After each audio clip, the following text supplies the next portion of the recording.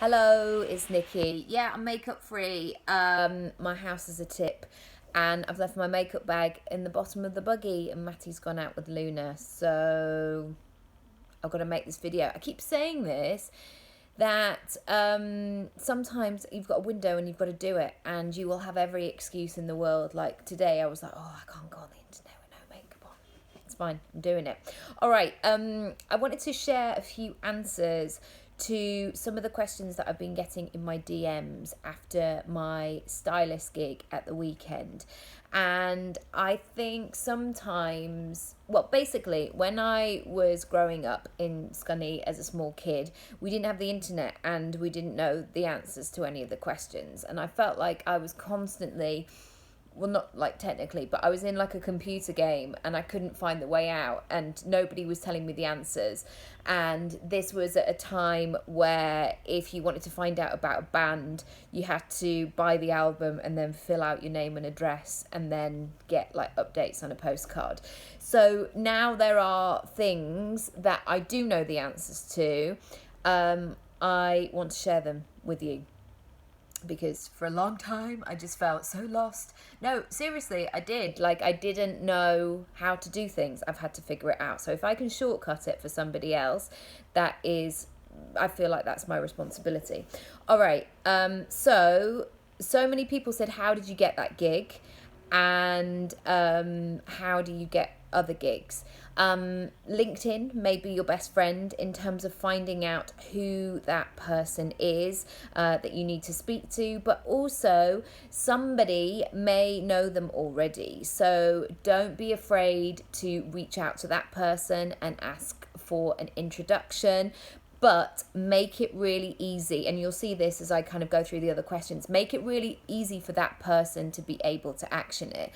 So put together something so people know that you're serious. Sometimes I get these things of like, hi, can you just do all the work for me?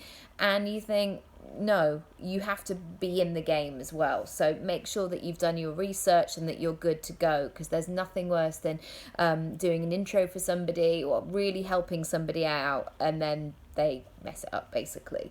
Number 2, people have said, how have you had the confidence to do this after just having a baby? Or some people will say, you're a nutter for working. Somebody said that to me the other day, which is fine, but you know, it was an hour's work. The truth is, my brain feels really good and I feel very confident in my ability of what I can do. I've worked very hard for many, many years. Body-wise, don't feel confident at all. It was a hideous thought that I would have to be so public and not really know what to wear, or just not feeling that great in my body yet. I'm sure it will come, but also I'm only 10 weeks in, so I'm not beating myself up like I don't look 27. You know, I am nearly 40 and it's going to take some time after having a glorious bubba, so I'm very grateful for that as well. Third, how do you get people to read your emails and then hire you? Again, for me, it's always about the easy wins. I want people to be able to read something and know exactly what to do with it. So many times I get pictures from my podcast that are all like, this person is great, and something is really obviously copied and pasted, and it's just not helpful. You know, it's a bit generic, it doesn't make you feel special. And I know that sounds very egotistical, but you know, you want to be a match for that person and you want to spend some time putting something that is bespoke to that person. 4, how do you show up consistently with kids and when you don't feel like it? So many people have said, how have you made so much content since having a baby? I used my maternity leave really well. My pregnancy, not maternity leave. Yeah, that's what I mean. I mean my pregnancy really well. So many of the videos, you'll only see me from here. So if you, like, I don't have a bump now, but if you just looked at the video and it panned down, you would see that I was very pregnant. So I got very intentional during my pregnancy about what I wanted to do and hopefully what the next chapter looked like. Like, obviously we had no idea, and we're very grateful to have a healthy baby. maybe I should absolutely say that as well. But I was strategic. I felt good in my pregnancy generally, so I didn't spend the time just watching Homes Under the Hammer or any such thing. Like, when I had energy, I optimized it, basically. Also, as well, when I talk about showing up consistently, I'm only really doing things and talking about things that feel really easy to me. This is so key. If it feels hard, if you're feeling resistance the whole time, and this is not about moving out your comfort zone, because that's something completely separate, but if you're in flow, if you love talking about what you love talking about, it's all going to become much easier. I'm conscious of the time, so I'm going to rattle through. How do you know what to say on in terms of topics and what you're available for? I know what I'm good at, and I ditch the rest. So I'm pretty strict about where I can help, basically, what lights me up, where I feel like I'm in my zone of genius, which is a great term from The Big Leap by Gay Hendricks. If you haven't read that book, I would highly recommend it. How do you cope with imposter syndrome or being intimidated by other people at events? I know this comes up a lot, and sometimes when you've seen somebody online, you're like, oh my god, look, the real life person.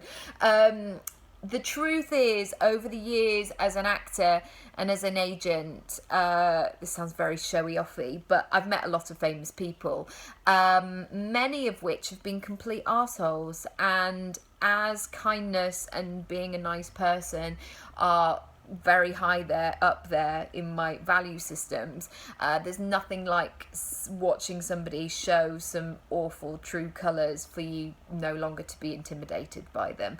But yeah, just remembering that they're there to do a job the same as you. They're probably a bit shy as well. This is the thing, it's very easy to be big online and hide behind a camera and sit in your living room on the sofa, but you know, when we all have to leave the house and put on a bra, who knows what could happen. When did you know when to charge, and how did you decide? So this was about speaking. I know lots of people talk about this in terms of doing it for exposure or doing it as a favour for somebody or all kinds of things. I have a rule of thumb, basically, apart from charity stuff, which is a completely separate thing and something that I can, think about on a case-by-case basis. My general rule is, if somebody is charging money on the door or for their course, or they're asking you to contribute in some kind of way where it's a paid service, I feel every person should be paid in that circumstance. And I have said that to clients in the past where they've been very kind and they've promoted other people's events or stuff or all these sort of things. And I've always had that moment of, are you getting paid as well? So when did I know when to charge? I kind of decided. It got to that point where I was getting on 2 trains, a bus, not a plane, but I was, using a lot of transport, giving up a lot of time, preparing, really over-delivering and doing a good job, and it was time. It was time to charge. And you get that feeling sometimes, and sometimes you have to get that feeling a few times before you actually charge, but you get there in the end. Okay, how do you cope with nerves? I prepare really well. I control my environment. How do I say that in a different way? So because I've auditioned a lot over the years, I've really learnt to know what I need and what's important to me and what's going to help me. So having loads of conversations with loads of different people. I mean, I'm not one of those sort of actor lovies who's like, la la la, like being really loud and proud. I'm much more like, I need quiet, I need space, I need all that sort of stuff. And days where I have to do things that are potentially scary, I keep everything else very simple. So I'm not tag teaming loads of different things. And finally, how do you know how to stand out? You have to know who you are and be all right with that, which is more complicated than this, me, saying it very casually. But you have to be willing to go the extra mile. Sarah Blakely shared a brilliant thing about Spanx being 19 years old and that she didn't it wasn't an overnight success. So yeah, I'm going to go into this more detail in another video because I can see my time ticking. Any questions, leave them down below. I want to talk more about this. See you in a bit.